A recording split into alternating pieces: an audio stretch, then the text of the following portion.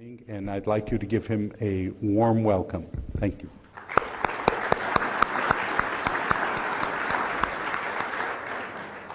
Well, thanks, Joel, and thank you all. It's a pleasure, first of all, to be back in Phoenix.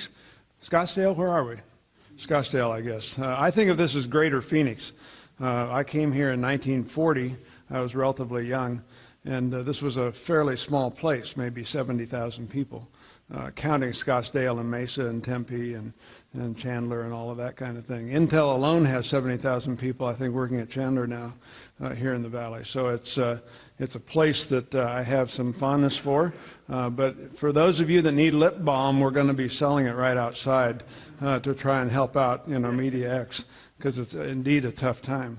Look at that. Check conventional wisdom at the door. So conventional wisdom is going on. 6 weeks ago, the National Academy of Sciences and Engineering hosted another grand challenge. How many of you were there at Duke University? Don't you care? You were there? So the notion was, 2,000 people assembled, and the question was, is innovation on the wane in America? So show of hands, how many of you think it's actually been declining over the last while? Show of hands. How many think it's on the increase? How many aren't yet awake? Yeah, so in that particular group, 3/4 thought it was declining. And when asked, is it a temporary lull or is it a permanent set, 2/3 thought it was a permanent downturn.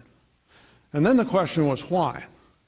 And what fascinated me about the meeting is they listed a host of reasons why, not one of which I think matter.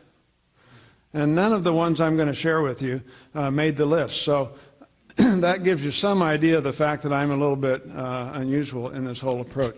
Now, Joel mentioned briefly Stanford. I'm at Stanford. I'm mostly an industry guy, 43 years in industry and 3 years at Stanford, and I'm only 28, so it worked out really pretty good. I'm supposed to show this because that's what pays my keep, right? So the key thing about this is Stanford is one of those institutions, not many in America, that actually have all of the schools: earth sciences, law, business, engineering, humanities. Harvard has most of those. MIT has some of those. Caltech has a few of those. Berkeley has almost all of those. It's hard to find them all, and it's hard to find them all where they're excellent people. It's even rarer to find universities where the departments and disciplines will talk to each other. Have you noticed that? And it's still harder to find a university that will talk to industry. We exist for the whole purpose of talking to industry, and we base it on this fact. 2,500 companies have come off of that campus, 3 out of Media X in the last year, so we're kind of excited by that. I didn't get any founder stock, and I'm not sure why. Joel said we're centrally located. That's the main quad, and we're on the second floor of the Wallenberg Learning Center. So if you want to find us, there you are. This is a shameless appeal to have you become members. I'll be asking over the days. What I'm going to talk about are several things. Paradigm shifts and structural change. We all know about that. We had some glimmer of that last night in Kathleen's talk. Mavericks and Intrapreneurs. We didn't have much discussion yet about that. Project teams, PLM, of course, rests on that notion. Road warriors, you may or may not know what that means, but anybody that tweets is a road warrior by definition. Envisioning data is the only way we can figure out what we're really dealing with. And then finally, collaborating, we've heard a lot about. So I'm going to take those in turn. We'll start with paradigm shifts. Is that fair? Right? I thought, if you ask who was the most interesting and useful and innovative president in America's history, Zach Taylor seldom comes to mind. Right? First of all, he died, 18 months into office from sunstroke, so that wasn't very bright. But he was an interesting character in a couple ways. He was the first president elected who had never voted.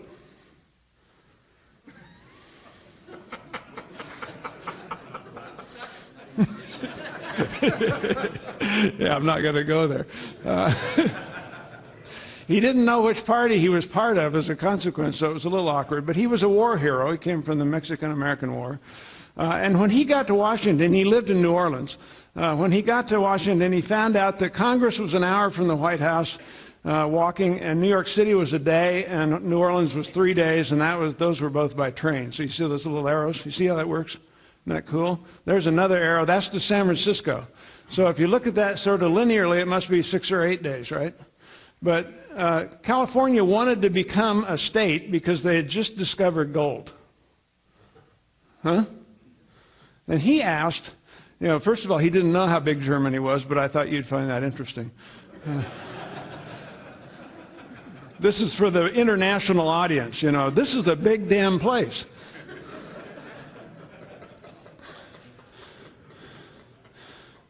So he asked, if we pass a law and we tell California and they disobey, how long before I know that? And the answer was quite a while. The answer came back that turns out London is 35 days away, San Francisco is 140 days away. So he said, it'll be a year and a half before I can get them to obey something that they didn't want to obey. That won't work. So he called his cabinet together, had them give him a few proposals, and one was for clipper ships. You see what they had to do? They had to go around the Cape of Good Hope. That's fairly interesting. I didn't realize there's a 54-foot difference in the Atlantic and the Pacific Ocean in height. And that's pretty interesting when you hit that wall when you're going around the Cape. Huh? London is just across the pond, as they say back east, and Shanghai was, for silk and spices, it was a pretty good idea. So he has a bunch of people come in, and they all propose different solutions, right? And the railroad was sort of the best one. And they did all of these, plus they did the telegraph and the Pony Express. Huh? He launched all those things. Well, that's a little apocryphal. But he really said, let's do rapid prototyping. And so it only took him 52 years for the canal and things like that. What he challenged and what I want to challenge you with is a paradigm and a paradigm shift and a structural change. A paradigm shift is when you look at data differently. And I dare say we've got a new administration looking at things very differently from the last one. Huh? I'm not asking you to vote on whether it's better or worse. Is it different? Yeah, you bet. In terms of structural change, what's changed? Well, Wall Street's gone, so that's, So let's take these apart a little bit. Cars for the masses. Not just the idea of a car, not just the engineering. That is a structural change. But cars for the masses, Germany invents the car. Actually, Germany didn't invent the car. A couple guys invented the car, Daimler and Benz. They did it with 3 wheels the first time. And for the second model, they did 4. It didn't tip over as easy. They based for 40 years the sales on how many chauffeurs could be graduated from chauffeur training school. Huh? So the forecast in 1923 was for 40,000 cars for the nation. How's that? We were selling 2 million in America at the time for a population twice the size. England licensed the car. They licensed the name Daimler, and they sold it to sporting enthusiasts. Okay? Now, they had a law. You had to have a flagman out in front, and you could only go 2 miles an hour because that's how fast they could walk in town, and 4 miles an hour outside of town. But for the sporting enthusiasts at Epsom, they could drive fast. This isn't the talk you expected, I can tell. It's going somewhere useful for tomorrow. And what I found interesting when I went through the Coventry Museum, where 103 manufacturers manufactured cars. That was the Detroit before Detroit thought about being. There's a sign on the 1914 Daimler that says, "This is the first car that brakes were standard."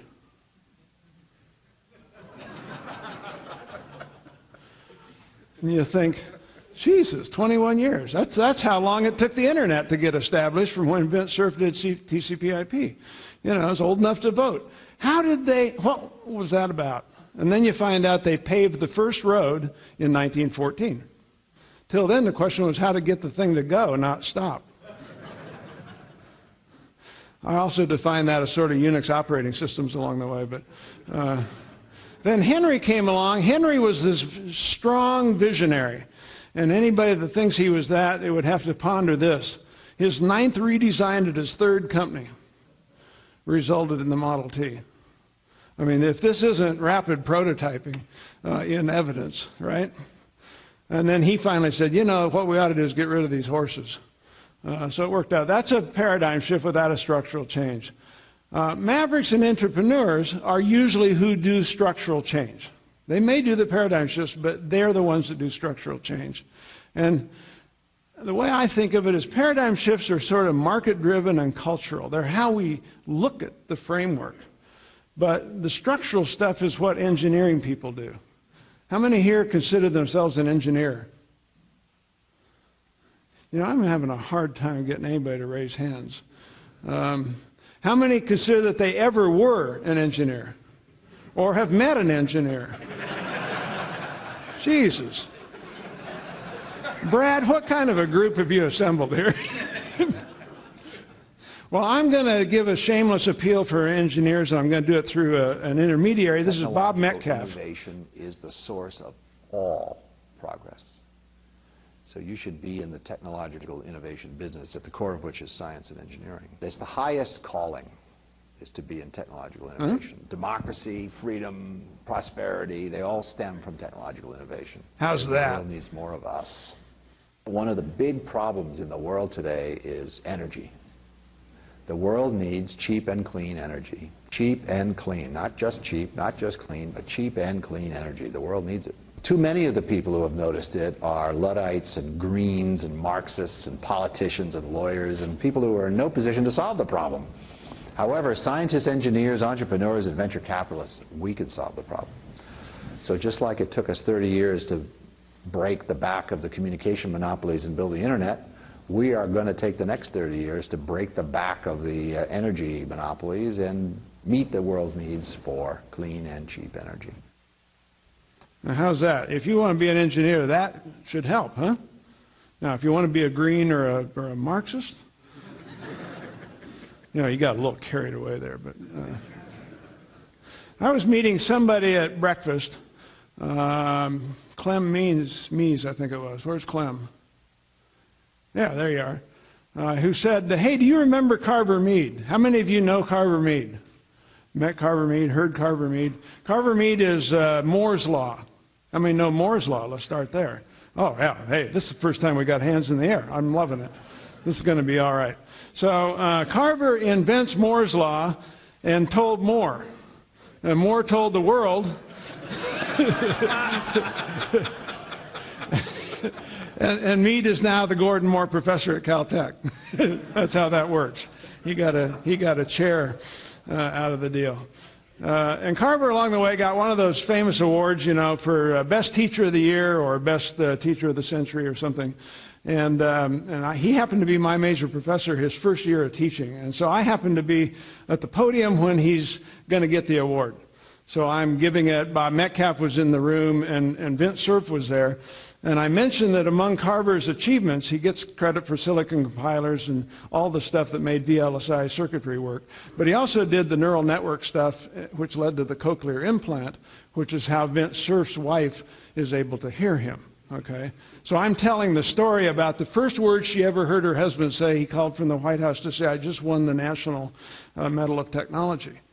And they're both in the front row, and they both start sobbing. So you get it's a black tie deal, so you know, it's really emotional. Carver stands up to give his talk, and he says, you know, when you've taught your whole life, it's easy to remember the best 10 students you ever had. I've had about 400 PhD students. I remember the best 10. They knew the book better than I did. They were out front. They could have taught the class, right? And everybody nods. Then he says, and there's another 10 you remember. That's the worst 10. And he said, we're here gathered for a celebration of the 200 computer wizards of America. And he says, what interests me is most of my worst 10 are on the walls here. And none of the best 10. And then he said, in fact, one of them just introduced me. And my kids all shrieked, Dad! So you get the idea. But these things aren't genetic in any way. This is my granddaughter. She brought home a report card with an N. I don't have a picture of a dog.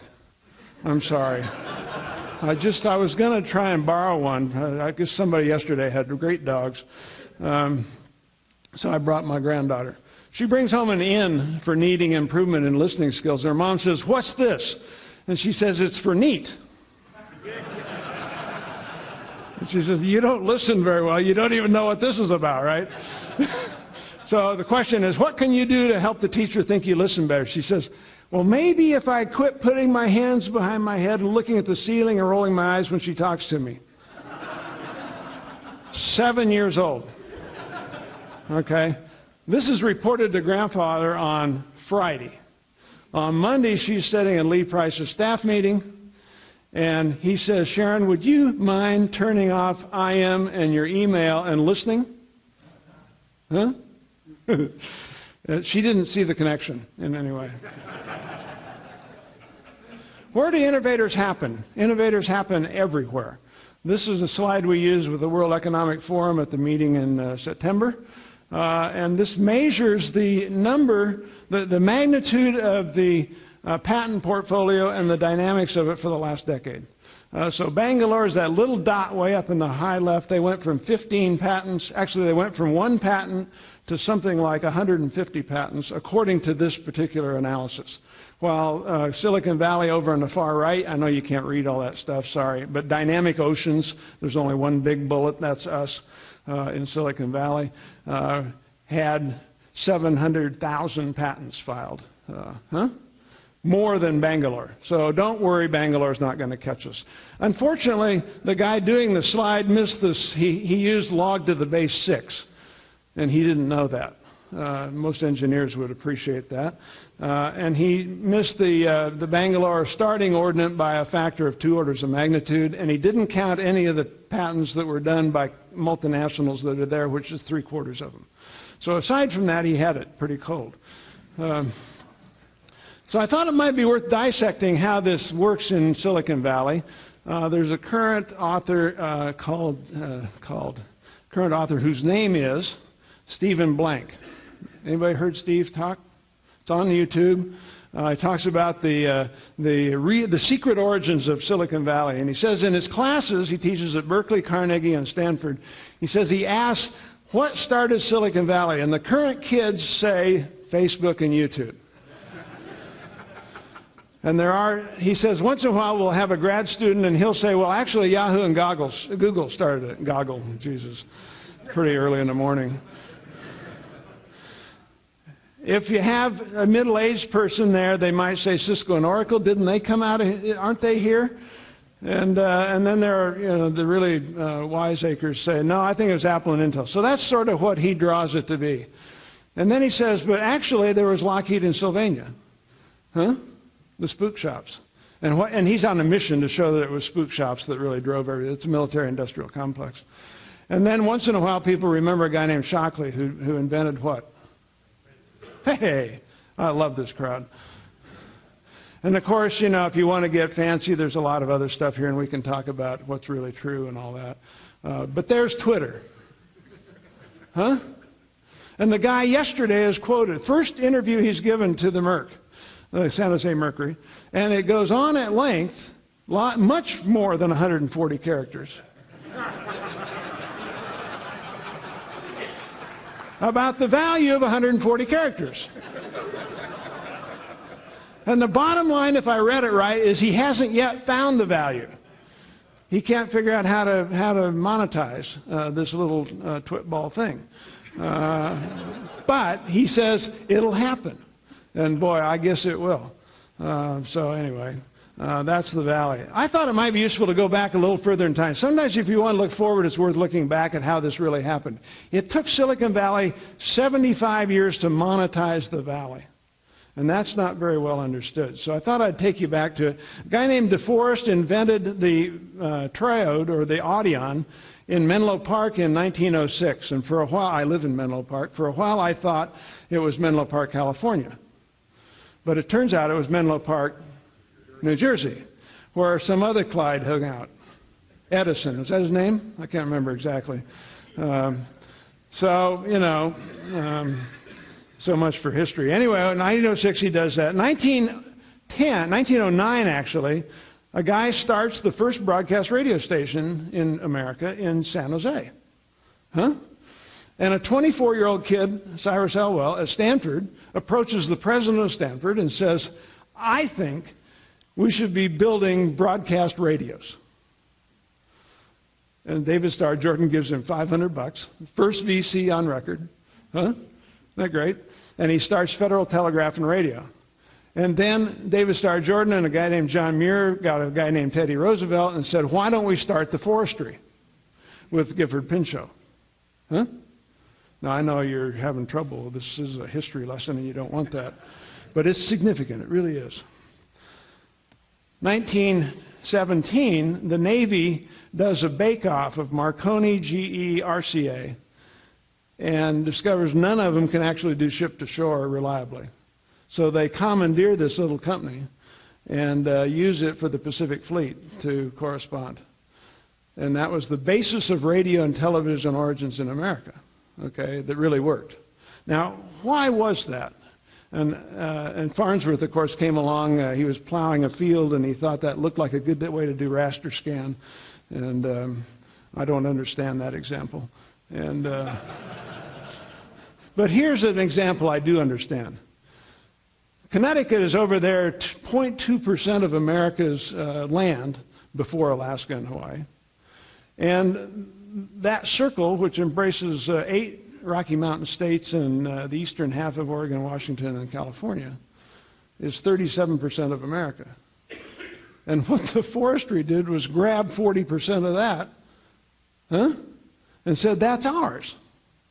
Isn't that cool? A few national parks thrown in.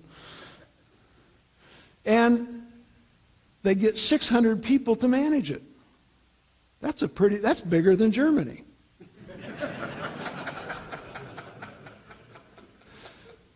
So they needed radio, for God's sake, to make it work. And the U.S. forestry pioneered radio, is what happened, to manage that vast territory. And here's the guy that then made Silicon Valley. He's fairly interesting. His name is Fred Terman. He was the son of Louis Terman, who had done the Stanford IQ, the Stanford, what was it, Vincent Bonnet? Some famous test on how to tell that we're all above average. And so he goes back east to work under a guy named Vannevar Bush. He's Bush's first PhD student at MIT. Does very well. Comes back to Stanford, becomes dean, and in 1935, so 24 he gets that, 35 he comes back, and Vannevar Bush, get a hold of this, comes out, evaluates Stanford's program, and takes the accreditation away. And the reason is they're not teaching power engineering, they're teaching radio engineering. And that is bullshit stuff. Doesn't matter. It's like teaching Twitter. Huh? I think this is a great story. So I'm telling it. Okay. So undaunted by the fact that Stanford has been disaccredited, there are only 6, by the way, that were accredited at the time. MIT remained accredited. He has the Varian brothers who invent the Klystron and the Hewlett oscillator, which worked pretty well for what? Radio. FM radio, microwave radio, as well as AM radio. And 1940 happens, and America starts to go to war, and Bush says, oops, made a mistake. We need to set up the Harvard Radio Research Lab, and Terman's the only guy in America that can run it. Isn't that great? So he gets vindicated. He has Hewlett, who is the guy who stands alongside the tall guy at HP. And there is no history about what Hewlett ever did except the handheld calculator in HP lore.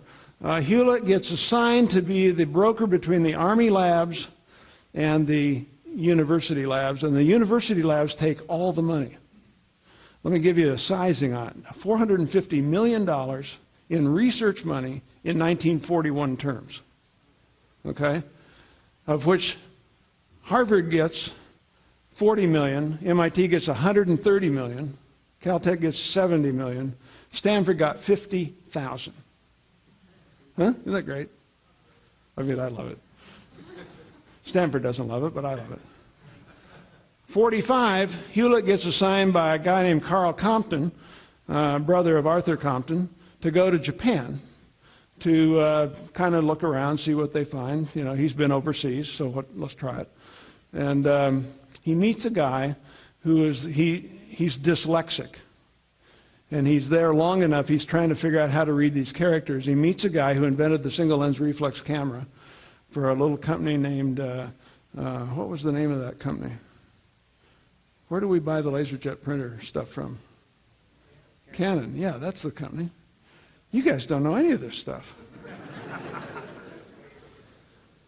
And the guy teaches him how to read kanji. And 19 years later, the guy calls and says, I heard you had trouble getting into Stanford because of your dyslexia. My kid can't get in. Can you help him? He says, sure, got him in. 11 years after that, the guy says, you know, we haven't talked but once in 30 years, but we've got these laser patents, and you guys seem to be inventing that. Why don't we do a deal?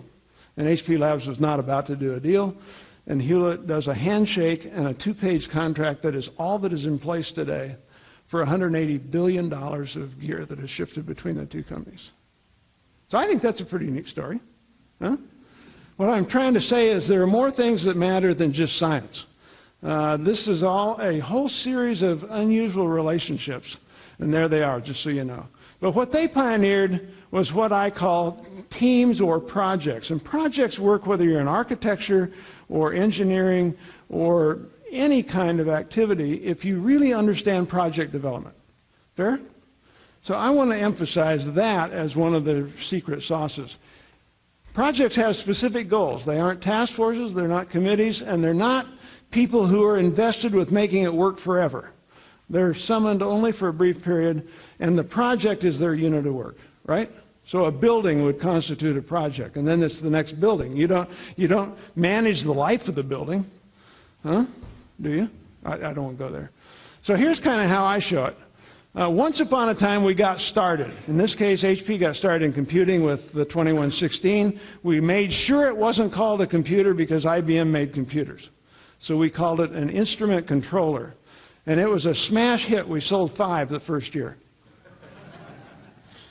Then we built a refined one. See, it's smaller. We laid it actually on its side and put the cover on the short surface.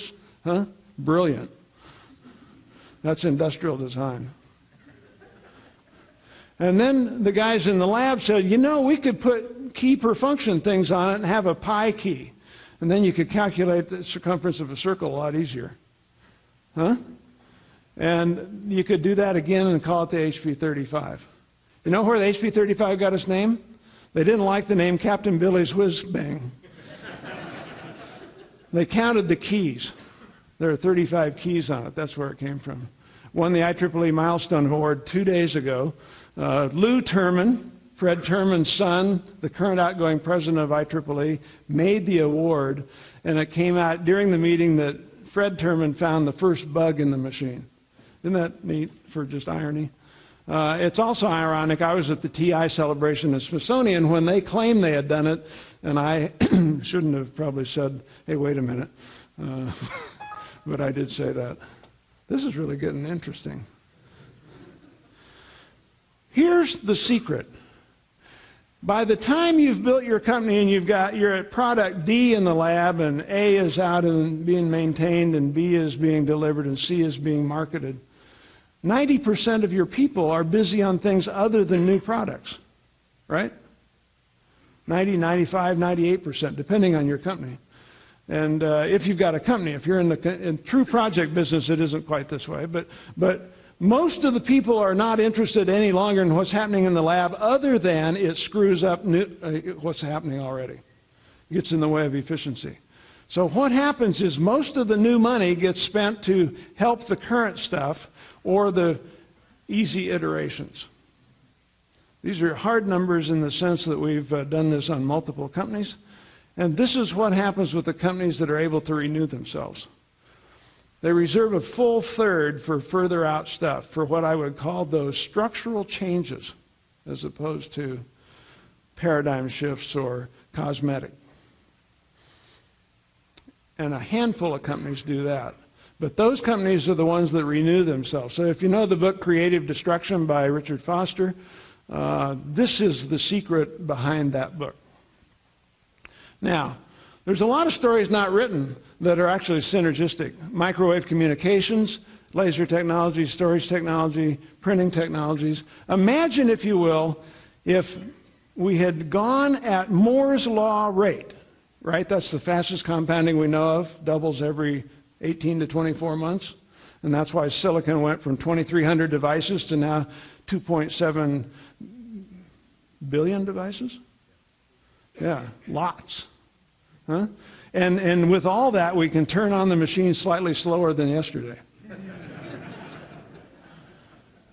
If storage technologies, disk drives, had made the same progress rate, this is an electromechanical device, as Moore's law, this machine would weigh 130 pounds. Huh? So thank goodness it went faster. So these aren't written up. There's no Moore's law about this stuff. And most of these people didn't make any money. It's very much like the EDA business. You build the tools and other people make the money. No, I don't want to say that, not to this crowd. But you remember the Cadence story years ago. Road warriors are another class of people. They're not exactly entrepreneurial, and they're certainly not team players. Would you agree with that? They challenge the corporation. You probably know some of these people too. These are the people that always have a different way of operating. They're a little tough to guide. They always want to maybe change the rules, not break the rules, change the rules. They maybe act like there's no rules. There's a phrase about them, ask forgiveness, not permission. Huh? Yeah. So you know the type. I'm going to argue on their behalf, and I'm going to argue it this way. Here's a famous book came out. This isn't a famous book. That's a famous school. In London in 1979, pronounced widely to the world that India will never make it because they're 146th in the world economies. They have no exports other than little calamari, actually pre-processed calamari, and honey. The only things they could export were honey and squid. Huh? And there wasn't a huge market, and it wasn't a long way away. So it was a fairly interesting time. And I was there, and they had sewing machines that were knockoffs from 1930, cars from 1940, washing machines from 1950. They had this oscilloscope. Huh? That's an oscilloscope for those of you that don't know. That's a Tech 545, a venerable machine, even in 79. These were the new logic analyzers we were talking about. And this is the newest one we had. And what fascinated me was the IIS. You ever heard that set of initials? Know what it means? IIT, you know that one? Indian Institute of Technology, the famous place.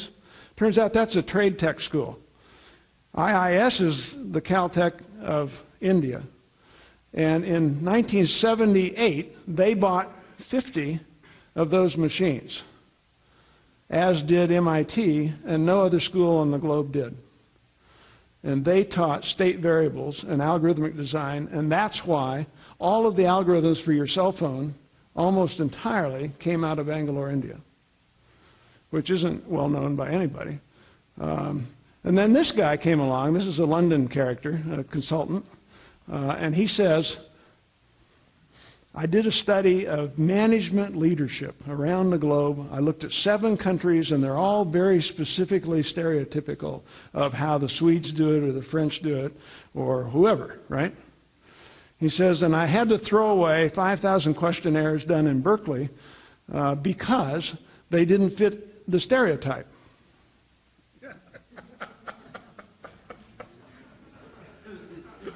He puts this in the foreword of the book. And I'm reading and I thought, that's the book. You just threw the book away and wrote this other stuff that doesn't matter. So let me tell you how it works if you're a warrior. I knew a project one time where the 43rd company in the business was told to get in the business by top leadership. Hey, we missed the boat. We want you all to be assigned to this. I happen to be the assignee, so I know it pretty well. 9 people were out spending us, and I thought, well, I'd like to meet the 4 top managers of those 9 places. And you can't just call them and have lunch. I mean, you can, but that's restraint of trade a little bit. Not everybody wants to meet you.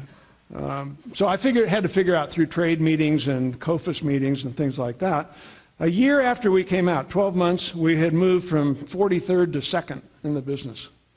Huh? So we did splendid. And then if you do the sociology on it, there's some other numbers. 1 of the 36 became a millionaire. 31 lost their job within the next 12 months. Huh?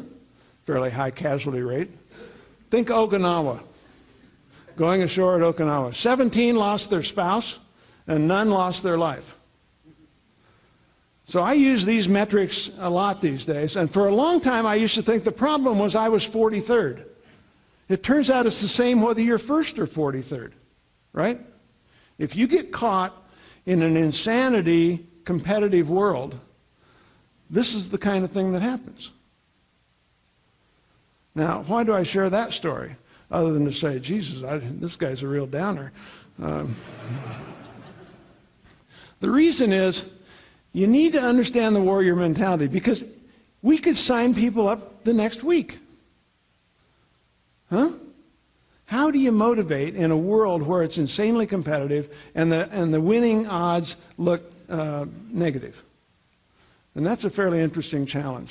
And we'll just briefly hit that. Envisioning data is even more interesting. You guys know all about that. I'm going to do it with some charts that aren't rotating teacups or showing buildings being amassed. Martin Fisher, who's one of your stalwarts here, showed us the World Trade Center being reassembled for 2014 at a meeting we had not long ago. It was just a fascinating example of what architectural software can do. But I think this is kind of interesting to see. 2 companies, one goes straight north for a long, long time and then quits, and the other goes straight north at a little slower rate and keeps going. And it's fun to model companies this way, and what I've found is no one, I'm supposed to have a pointer here, no one who has that break point happen ever recovers.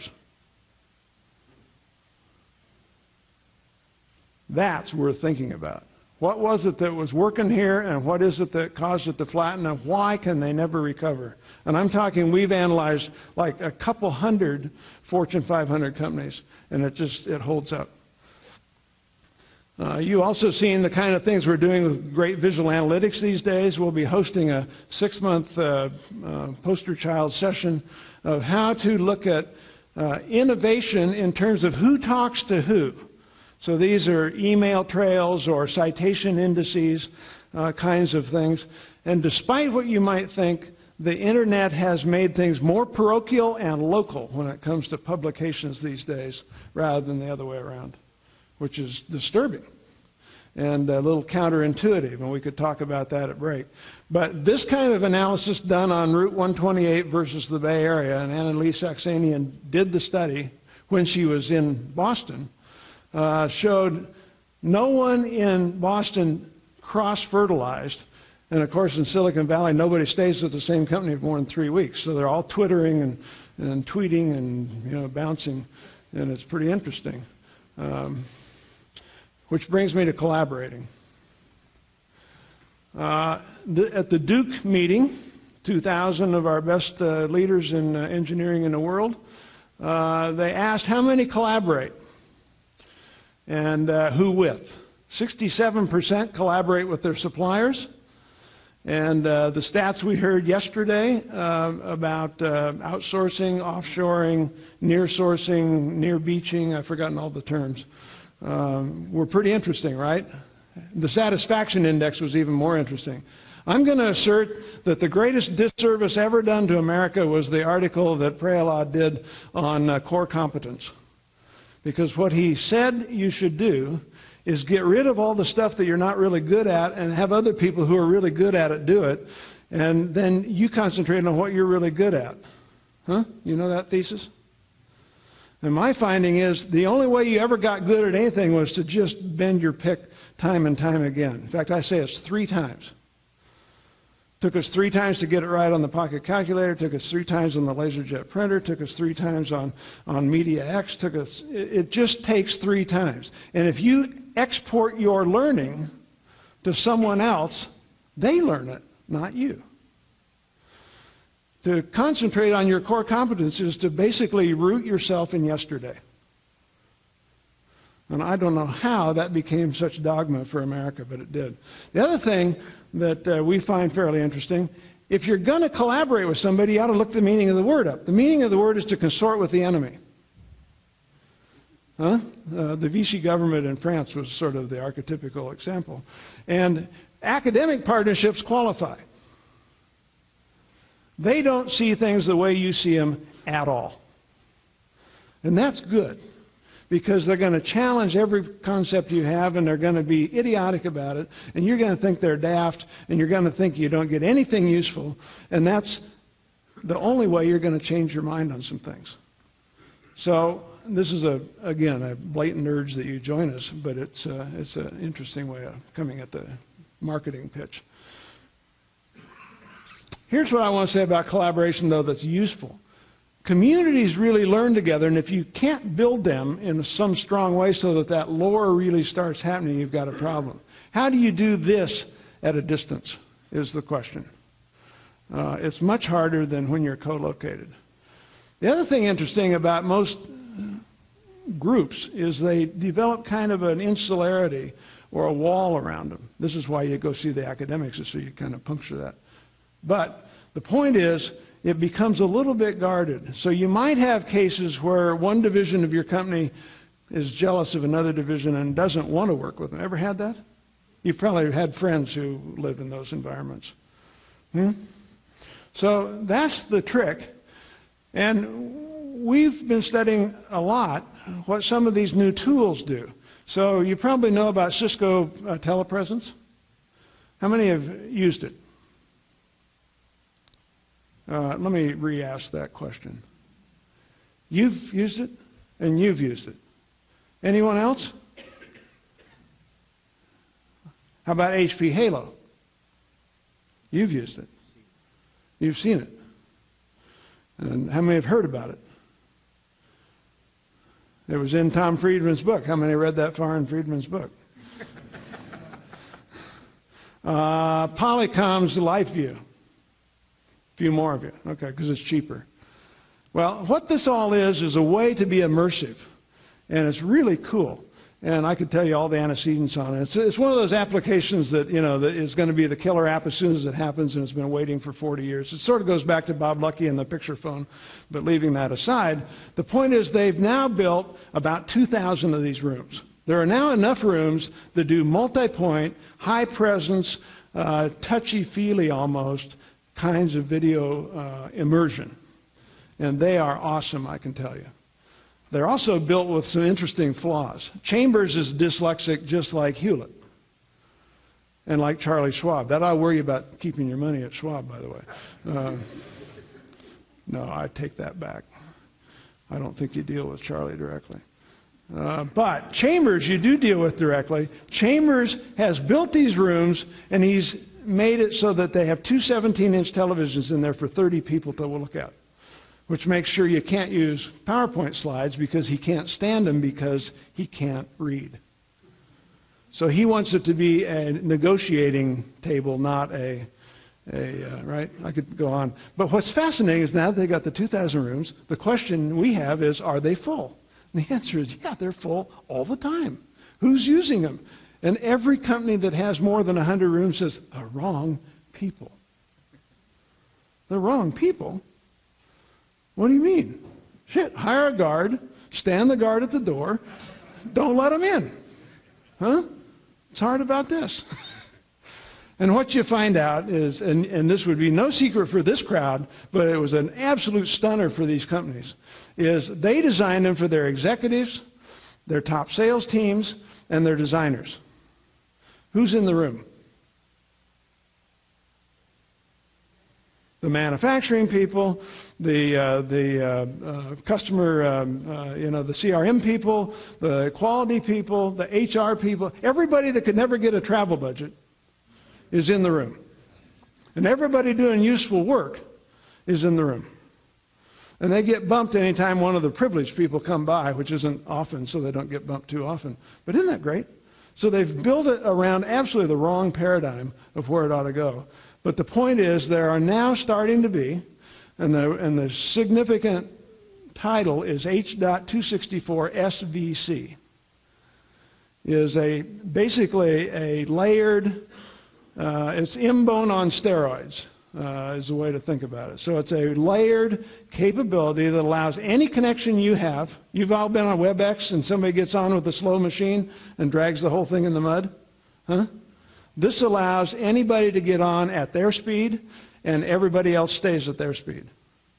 And everybody can be on. You can be on from a G3, from a DSL line, from anything you want, and you can be multi-point as wide as you want. It's what we did with PBX in a box years ago.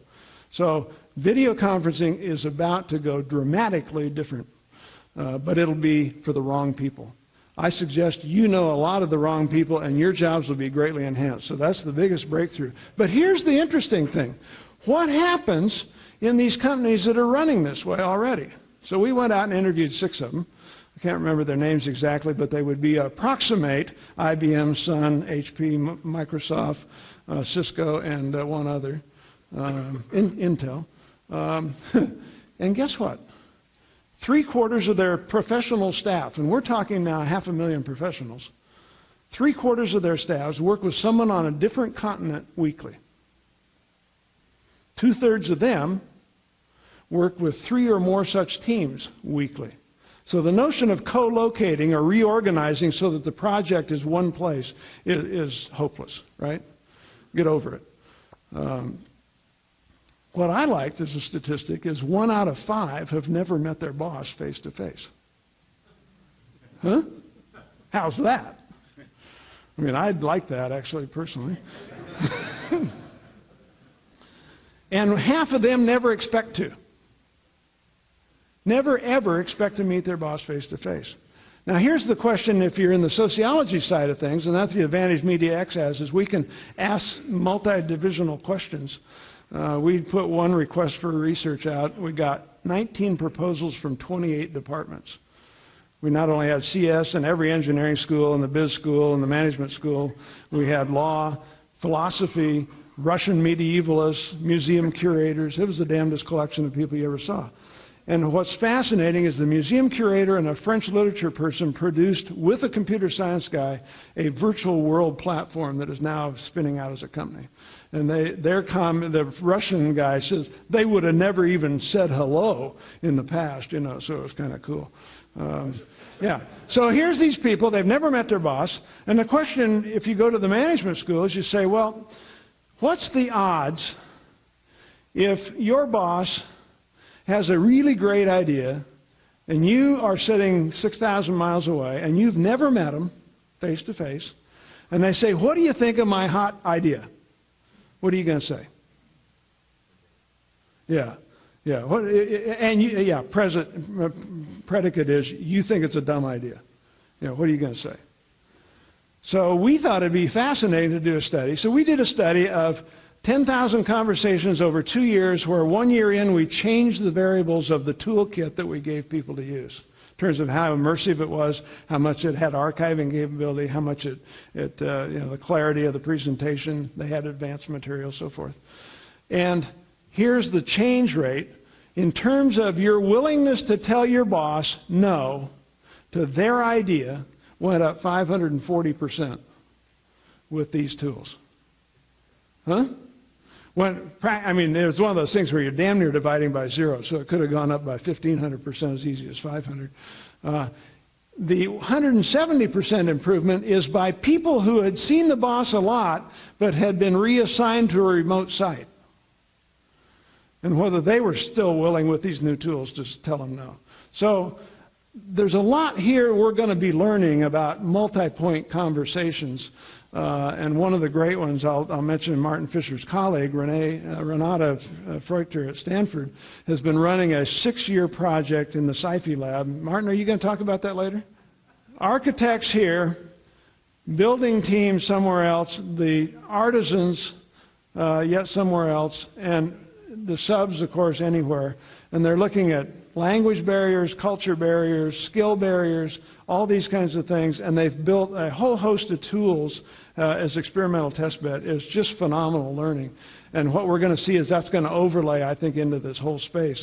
But it's only because the building world brings those together so cleanly, whereas if you're at an HP or a Cisco, it doesn't bring them together nearly so cleanly. So most of you represent, I think, the cutting edge of the kinds of companies that have the real problems that we're going to try and solve in the 21st century. So with that, I'll say we work all across the board. There are other schools that do. Arizona State right here in the Valley. John Sink is the research director here, put in what's called the Decision Support Theater. It's the finest single instance of its kind in the world. What I've tried to outline for you is, first of all, some things where Mavericks and intrapreneuring and structural change take envisioning and tolerance on your part. You have to let it happen.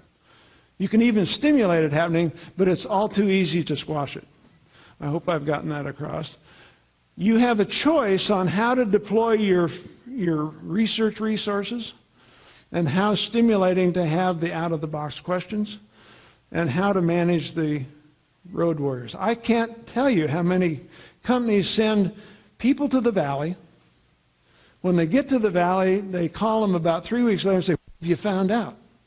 You know, these are companies like Nokia or Philips. I can't remember their names. And what they found out is how to find Stanford in the restrooms. You know, I mean, they want the productivity way too soon. The worst thing, though, is when they find out something interesting because they call home and say, "I found truth, bottled." It's really cool. But back home, there's no context for what that is. You call home and you say, "We are tweeting." And it's like, "You what?" Put your favorite string search in there. And then finally, I put these in to say the skill sets and the tools are changing dramatically. And what we're going to have, and I heard a lot of that yesterday in Brad's talk about how these are finally getting integrated and actually working. It is shocking to me that every office worker has the Microsoft Office suite. You know what you get: a spreadsheet, a Word doc, a PowerPoint slide deck, and a little spreadsheet, right? And an email connect. That's cool. If you're a scientist or an engineer, it's almost all G jobs. Autodesk is a great exception to this, but I don't know why we can't imagine a rich backbone that everybody coming out can expect, that not only goes broadly, cheaply, but goes deeply when you need to. And I think that's the goal we can all look forward to. Thank you very much.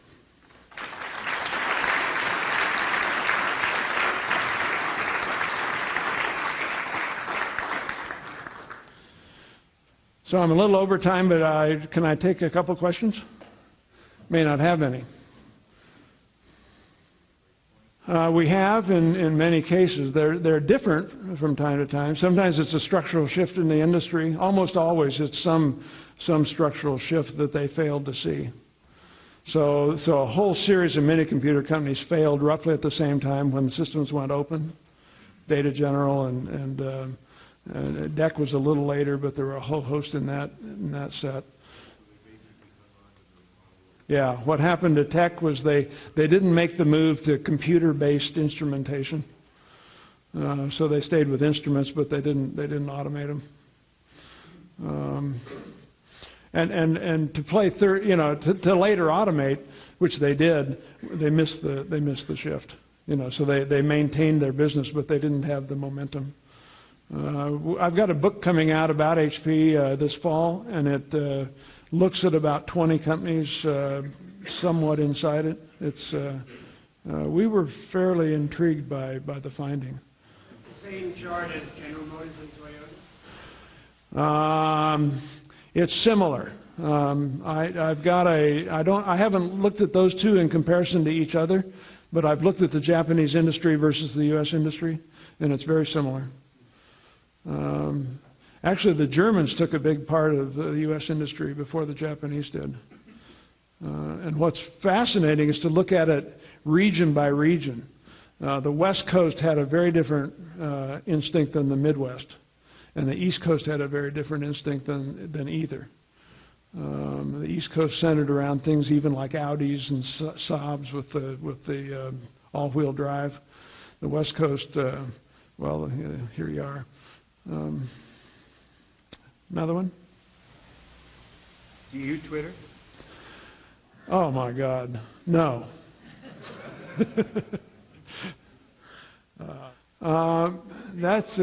The question basically is in the perspective of the shareholder, to put that much money into future stuff seems like a pretty hard decision. Is that substantially the question? And that is correct. Most of the companies that are using that model have either been closely held or privately held for a very long time. So in HP's case, even though it was public, Packard ran it for 55 years, gave him a little bit of leverage. And they still, even after his death, when the Compaq merger happened, the family owned 18% of the company. So those kinds of instincts help. But Nortel and Cisco are publicly held companies, and John Chambers goes out and just says, we're just going to invest it there, and if you don't like it, go buy someone else's stock. You know. And actually, more people are giving a higher price to Intel stock than they are to Cisco stock, which I find absolutely, having been at Intel the last decade, I find that to be an interesting choice. At least a couple companies in this room that are sitting on at least $1 billion of cash, but not spending it. They're kind of frozen and waiting to see what's next. Where do we invest in a certain year? What's your advice for this company? Spend it. You know, nervous times really cause all sorts of aberrant behavior, and it'd be folly to say spend it all. But I think we had some, in fact, Brad had one chart I really liked where he said there are, a handful, like 10% of the companies are saying we're getting ready and we're actually spending now to be poised to jump on it. And HP in the '73 recession jumped on microcomputers, and no one else in their industry did. And it just, I mean, the thing went explosive. That's just one example I'm familiar with. But Cisco did actually in the late '90s compared to anybody else on the router business. But you've got to have something that's worth spending it on. You've got to have the courage to spend it and the idea on which it's worth spending. Thank you very much.